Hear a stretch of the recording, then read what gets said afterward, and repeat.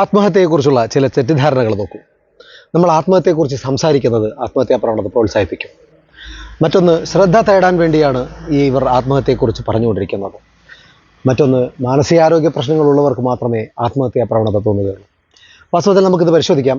ഒരാൾ ആത്മഹത്യയെക്കുറിച്ച് സംസാരിക്കുന്നുണ്ടെങ്കിൽ, ഇത് തമിഴിൽ പറയാറുള്ളത് പോലെ സൊല്ലവൻ ചെയ്യ മാട്ടോ ചെയ്യറവൻ സൊല്ല മാട്ടോ എന്ന് പറഞ്ഞ പോലെ അല്ല വാസ്തവത്തിലുള്ള കാര്യങ്ങൾ. ഒരാൾ ആത്മഹത്യയെക്കുറിച്ച്, നിങ്ങളുടെ കൂട്ടത്തിൽ, സുഹൃത്തുക്കളിൽ, കുടുംബത്തിലൊരാൾ ആത്മഹത്യയെക്കുറിച്ച് നിരന്തരമായി സംസാരിക്കുന്നുണ്ടെങ്കിൽ നിങ്ങൾ ആ സംസാരത്തെ പ്രോത്സാഹിപ്പിക്കണം. അതിൻ്റെ കാരണങ്ങൾ കണ്ടെത്താനോ അതിൻ്റെ യഥാർത്ഥ പ്രശ്നങ്ങളിലേക്ക് എത്തി അതിന് പരിഹാരം കണ്ടെത്താനോ സാധിക്കുമെങ്കിൽ നിങ്ങൾ ശ്രമിക്കണം. നിങ്ങളുടെ ശ്രദ്ധ തേടാൻ വേണ്ടിയല്ല അവരത് ചെയ്യുന്നത്. അവരുടെ മനസ്സിൻ്റെ ആഴത്തിലുള്ള പ്രശ്നത്തെ നിങ്ങളിലേക്ക് എങ്ങനെ എത്തിക്കാമെന്ന് ഒരു ശ്രമം നടത്തുക മാത്രമാണ് അവർ ചെയ്യുന്നത്. മറ്റൊന്ന്, മാനസികാരോഗ്യ പ്രശ്നങ്ങളുള്ളവർ മാത്രമല്ല വാസ്തവത്തിൽ ആത്മഹത്യ വഴി തേടുന്നത്. മാനസികാരോഗ്യ പ്രശ്നങ്ങളുള്ളവർ ആണ് അതിൽ ഏറിയ പങ്കുമെങ്കിൽ പോലും സാധാരണഗതിയിൽ പെട്ടെന്നുണ്ടാകുന്ന ട്രോമകൾ, പെട്ടെന്നുണ്ടാകുന്ന പ്രശ്നങ്ങൾ, എനിക്കിത് പരിഹരിക്കാൻ കഴിയില്ല, എനിക്കിതിന്ന് രക്ഷ നേടാൻ കഴിയില്ല എന്ന ചിന്ത വരുന്ന ഘട്ടങ്ങളിൽ വളരെ പെട്ടെന്ന് ആത്മഹത്യയെ ഒരു വഴിയായി സ്വീകരിക്കുന്ന ആളുകൾ നമുക്കിടയിലുണ്ട്. നമുക്ക് ലോകത്തെ ഓരോ 40 സെക്കൻഡിലും ഒരു വ്യക്തി ആത്മഹത്യ ചെയ്യുന്നു എന്നോർക്കുക. പ്രതിവർഷം 7 ലക്ഷം പേരാണ് ലോകത്ത് ആത്മഹത്യ ചെയ്തുകൊണ്ടിരിക്കുന്നത്. ഇതിൻ്റെ 20 മടങ്ങാണ് ആത്മഹത്യാ ശ്രമം നടത്തുന്നവർ എന്നുകൂടി ഓർക്കുക. അതിൽ തന്നെ നമ്മുടെ ഇന്ത്യയുടെ കണക്കുകൾ നോക്കുകയാണെങ്കിൽ 1,00,012 പേർ എന്ന വീതം ഓരോ ഘട്ടത്തിലും ആത്മഹത്യകൾ നടന്നുകൊണ്ടിരിക്കുകയാണ്. 166 മില്യൺ അഡോളസൻസ് ഈ ആത്മഹത്യയുടെ വക്കിൽ അതിൻ്റെ പ്രയാസങ്ങൾ നേരിടുന്ന ആളുകളാണ്. ഇത്തരത്തിൽ മാനസികാരോഗ്യ പ്രശ്നങ്ങൾ നേരിടുന്നവരുടെ എണ്ണം 7-ൽ ഒരാൾക്ക് മാനസികാരോഗ്യ പ്രശ്നങ്ങളുണ്ടെന്ന് നമ്മൾ തിരിച്ചറിയുക. നമുക്കിടയിൽ പ്രശ്നങ്ങളിൽ നിന്ന് ഒരു ചിരിയുടെ ഫ്രെയിമും പിടിപ്പിച്ചുകൊണ്ട് നമുക്കിടയിൽ നടന്നു പോകുന്ന, നമുക്കിടയിലൂടെ ജീവിക്കുന്ന ഒരുപാട് പേർക്ക് ഒരുപാട് തരത്തിലുള്ള മാനസിക പ്രശ്നങ്ങളുണ്ട്. എല്ലാ മാനസിക പ്രശ്നങ്ങളെയും നമുക്കൊരു ശാരീരിക പ്രശ്നത്തിന് തോന്നാത്തത്ര ഒരു അകൽച്ച മാനസിക പ്രശ്നങ്ങളോട് നമുക്കുണ്ട്. ഒരാൾ പറയുകയാണ്, എനിക്ക് നല്ല പനിയുണ്ട്, എനിക്ക് നല്ല ജലദോഷമുണ്ട്, എനിക്ക് നല്ല മറ്റെന്തെങ്കിലും സിവിയറായ രോഗമാണ്, എനിക്ക് ഡിസ്ക് പെയിനാണ്. ഇത്തരത്തിലൊക്കെ പറയുമ്പോൾ നമ്മൾ അവരെ അഡ്വൈസ് ചെയ്യും, എത്രയും പെട്ടെന്ന് ഒരു ഡോക്ടറെ കാണണം, അല്ലെങ്കിൽ ആ ഡോക്ടറെ കാണാൻ വേണ്ടിയുള്ള സപ്പോർട്ട് നമ്മൾ ചെയ്തു കൊടുക്കും. അതേസമയം ഒരാൾ പറയുകയാണ്, എനിക്ക് ഭയങ്കര സ്ട്രെസ്സാണ്, എനിക്ക് ഭയങ്കര സമ്മർദ്ദമാണ്, എനിക്കിങ്ങനെ എപ്പോഴും ഒറ്റയ്ക്കിരിക്കാൻ തോന്നുകയാണ്, എനിക്ക് ആരോടും സംസാരിക്കാൻ തോന്നുന്നില്ല. അത്തരത്തിൽ ഒരു വലിയ മാനസികാരോഗ്യ പ്രശ്നങ്ങളുടെ ലക്ഷണങ്ങൾ പറയുമ്പോൾ ഒരിക്കലും സമൂഹം പറയുന്നില്ല, നീ എന്തായാലും ഒരു കൗൺസിലറെ കാണണമെന്ന്.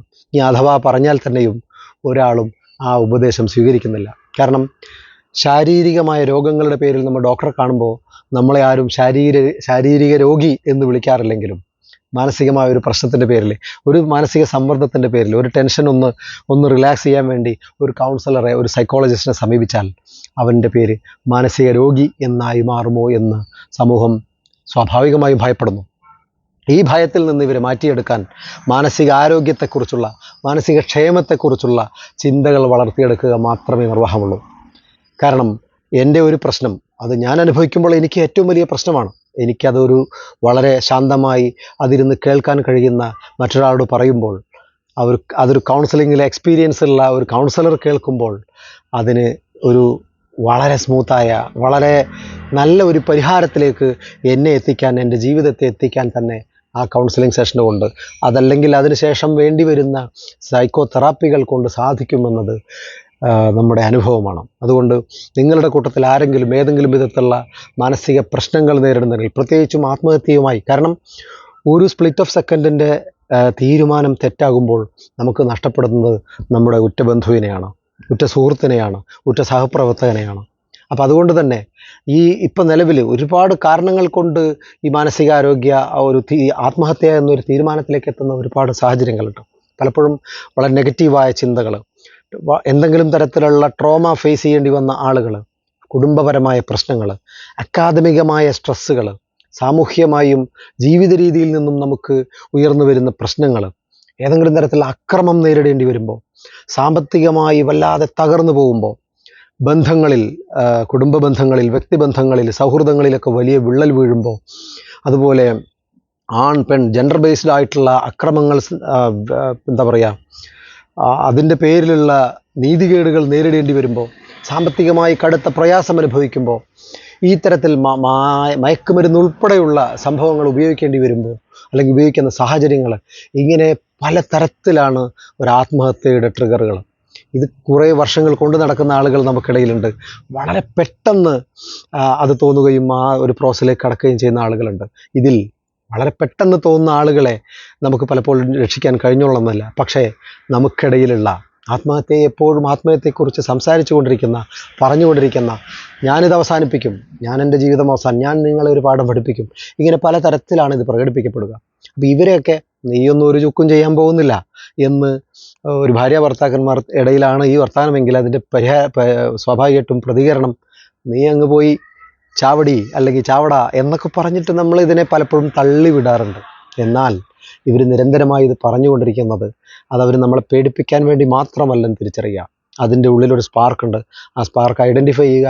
ആവശ്യമെങ്കിൽ കുടുംബത്തിലുള്ള നിങ്ങൾക്കിടയിലുള്ള ഏറ്റവും നന്നായി ഇത് കേൾക്കാൻ കഴിയുന്ന ഒരാൾ ഇത് കേൾക്കട്ടെ. ഇനി അതുമല്ല, കുറച്ചുകൂടെ ഗൗരവമായ പ്രശ്നമാണെങ്കിൽ ഒരു കൗൺസിലറിലേക്ക്, കഴിയുമെങ്കിൽ ഒരു കൗൺസിലറിലേക്ക് തന്നെ ഈ ആളെ എത്തിക്കുക.